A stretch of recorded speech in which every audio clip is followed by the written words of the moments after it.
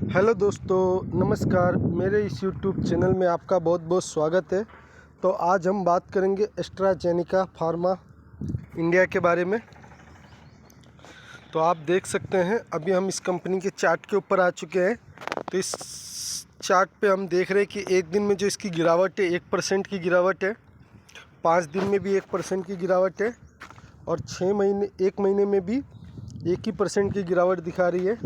और 6 महीने में आप देखेंगे तो 8% का पॉजिटिव रिटर्न है। 1 साल में आप देखते तो 17% का पॉजिटिव रिटर्न है। और 5 साल में आप देखते हैं तो यहाँ पे आप देख सकते हैं कि 226% का रिटर्न है। तो कोई भी फंडामेंटल स्ट्रॉन्ग कंपनी में आप 5 साल के लिए होल्ड कीजिए तो आपको पक्का फ़ायदा होगा। मैंने भी 60 कंपनियों का पोर्टफोलियो बना के रखा है। तो 1 महीने में मैं एक कंपनी बेचता हूँ और 1 महीने में एक कंपनी में बाय करता हूँ जो फंडामेंटल स्ट्रॉन्ग होती है। तो इस वजह से क्या है कि मेरा 5 साल का होल्डिंग पीरियड आराम से पूरा हो जाता है। ठीक है, तो 5 साल में फ़ायदा होता है, इसलिए मुझे ज़्यादातर कंपनियों में फ़ायदा ही होता है। और आप देख सकते हैं कि 1 साल में जो इसका ऑल टाइम पे जो इसने रिटर्न दिया वो 4,934% का रिटर्न दिया है। तो बेहतरीन रिटर्न दिया है इस कंपनी। तो अभी हम देख लेते हैं कि इस कंपनी में गिरावट कितनी। उससे पहले मैं बता दूं कि एक कंपनी का जो करंट प्राइस चल रहा है 3,313 रुपये का चल रहा है। और कंपनी का जो 52 वीक हाई है वो 6,220 रुपये का है। और कंपनी जो एकदम ऑल टाइम हाई पे गई थी तो यहाँ पे गई थी, तो आप यहाँ पे देख सकते हैं 4,628 रुपया और यहाँ से कंपनी गिरी है। तो आप देख सकते हैं 28% की गिरावट है कंपनी में, 28% की गिरावट है कंपनी में। और रुपए में बोले तो 1,315 रुपये की गिरावट है कंपनी में। ठीक है, तो अभी हम देख लेते हैं कि निफ्टी 50 की अपेक्षा कैसा रिटर्न देती है। तो अभी हम इसको निफ्टी 50 से कंपेयर करेंगे। तो आप देख सकते हैं जितने समय में निफ्टी 50 ने 1,703% का रिटर्न दिया है, उतने ही समय में एस्ट्राजेनेका फार्मा ने 4,997% का रिटर्न दिया है। तो क्या बेहतरीन रिटर्न दिया है। तो आप इसको चार्ट में भी देख सकते हैं।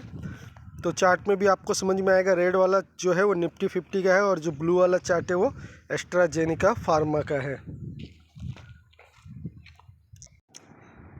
तो अभी जो है हम इसकी NSE की साइट के ऊपर आ चुके हैं।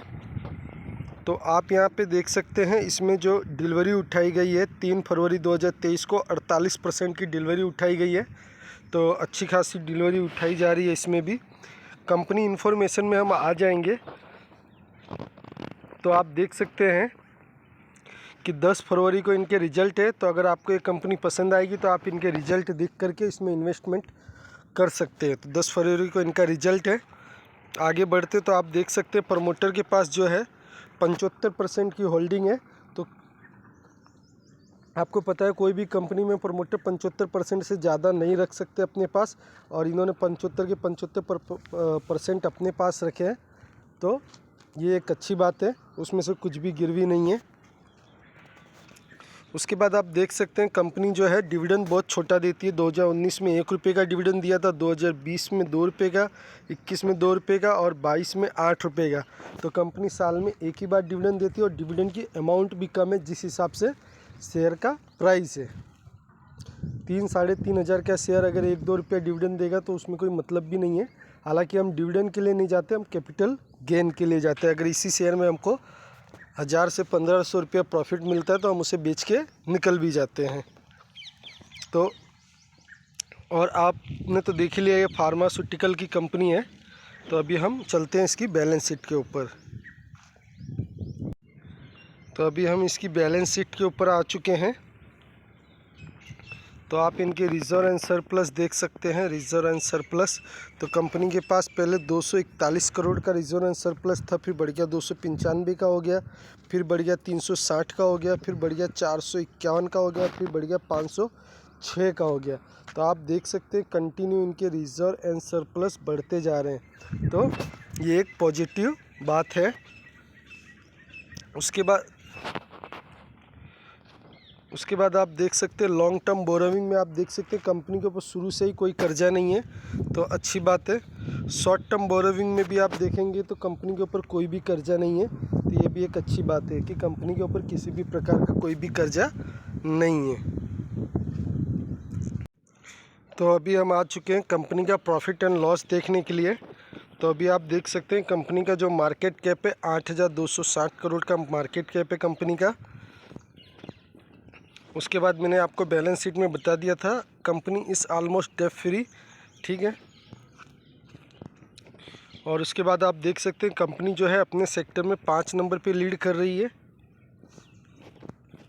ये इनके क्वार्टरली रिजल्ट है, लेकिन हम ईयरली रिजल्ट देख लेते हैं। तो ईयरली रिजल्ट हम देखेंगे 2011 से।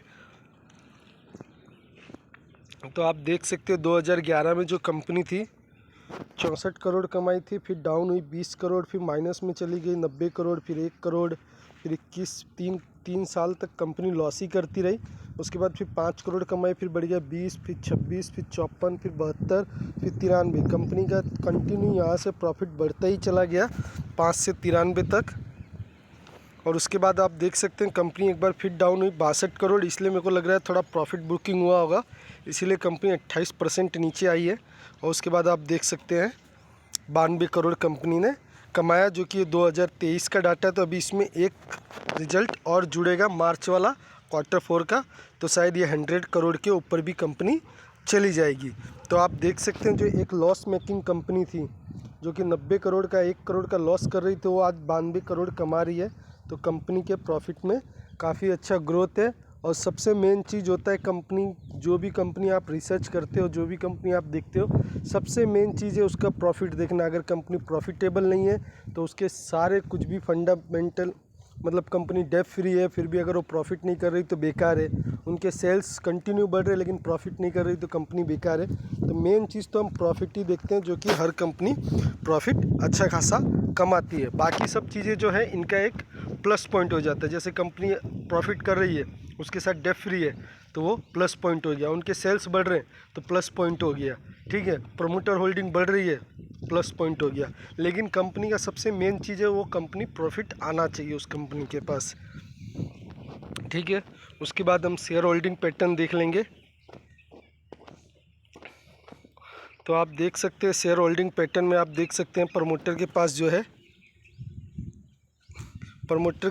है 75% है। तो कंपनी के में ये एक अच्छी बात है कि प्रमोटर के पास 75% है, मतलब कि कंपनी में जो भी अच्छा होगा वो सबसे ज़्यादा प्रमोटर के लिए अच्छा होगा, और जो भी बुरा होगा वो सबसे ज़्यादा प्रमोटर के लिए बुरा होगा। तो जब इन्होंने 75% लेके बैठे तो ये कभी भी नहीं चाहेंगे कि हमारे साथ बुरा हो, इसलिए ये अपनी कंपनी को हमेशा अच्छे से अच्छा करने की कोशिश करेंगे। FIS के पास 2.61 है, DIS के पास 1.42 है, और आप देख सकते हैं पब्लिक के पास जो है हमेशा की तरह कम 20.97 है। तो ठीक है, तो शेयर होल्डिंग पैटर्न भी मुझे अच्छा लगा है। तो अभी हम देख लेते हैं कंपनी में अच्छी बातें क्या क्या हैं। तो सबसे पहले ये किस सेक्टर में काम करती है, तो फार्मा सेक्टर में काम करती है। फार्मास्यूटिकल की कंपनी है, तो इसकी डिमांड तो हमेशा रहेगी, ये बिज़नेस हमेशा चलेगा, तो बिज़नेस अच्छा है।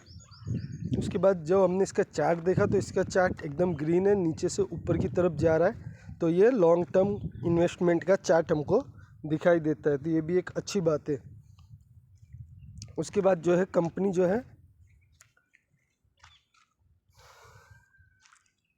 कंपनी का जो है निफ्टी 50 से अच्छा रिटर्न दे रही है, तो ये भी एक अच्छी बात है। कंपनी का रिजर्व एंड सरप्लस भी बढ़ रहा है, अच्छी बात है। लॉन्ग टर्म बोरोविंग जीरो है, शॉर्ट टर्म बोरोविंग जीरो है। कंपनी जो है अपने सेल्स भी बढ़ा रही है और प्रॉफिटेबल, एक अच्छे खासी प्रॉफिटेबल कंपनी और प्रॉफिट भी बढ़ा रही है। उसके बाद जो कंपनी है उनका प्रोमोटर होल्डिंग भी बेस्ट है, सबसे अच्छा मुझे वही लगा, प्रोमोटर होल्डिंग बेस्ट है। और उसके बाद आप देख सकते हैं जिस कंपनी में इतनी सारी खूबियाँ हैं और उस कंपनी में 28% की गिरावट है, तो ये एक फर्स्ट स्टॉल लगाने का, फर्स्ट इन्वेस्टमेंट